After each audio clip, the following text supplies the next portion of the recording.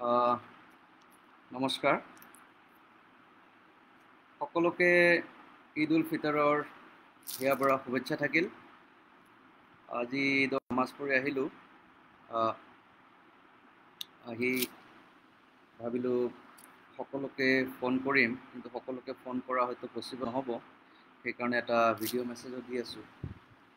তো মোৰ আৰু মোৰ পৰিয়ালৰ সকলোৰে তৰফৰ পৰা আপোনালোকক সকলোকে ঈদৰ শুভেচ্ছা থাকিল। আশা ৰাখিলোঁ এই ঈদে আপোনালোকৰ জীৱনলৈ সুখ, শান্তি আৰু প্ৰস্পাৰিটি কঢ়িয়াই আনক। লগতে ক'ব বিচাৰিছোঁ যে এটা বিষয়ৰ ওপৰত ক'ব বিচাৰিছোঁ। ঈদৰ দিনা দেখা যায় যে বহু ডেকা ল'ৰাই খুব দ্ৰুতগতিত বাইক চলায় বা গাড়ী চলায়, আৰু বিভিন্ন সময়ত দেখা গৈছে যে এক্সিডেণ্টৰ সন্মুখীন হৈ বহুতে মৃত্যুমুখতো পৰে।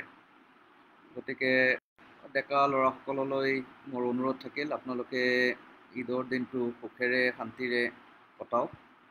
বেছি হুলস্থুল নকৰি, বাইক লৈ বেছি তীব্ৰ বেগত নগৈ যাতে সুস্থভাৱে ঈদটো পালন কৰে তাৰ ওপৰত যত্ন কৰক।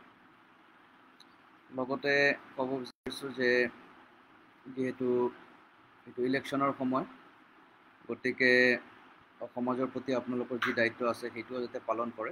মোৰ কোনো দল বা ব্যক্তিৰ নাম ল'ব খোজা নাই, কিন্তু আপোনালোকে যাতে ভাবি চিন্তি এইবাৰ ভোটটো দিয়ে। তো এইখিনিয়ে ক'বলগীয়া, আৰু অৱশেষত আকৌ এবাৰ সকলোকে ঈদৰ শুভেচ্ছা জনাইছোঁ।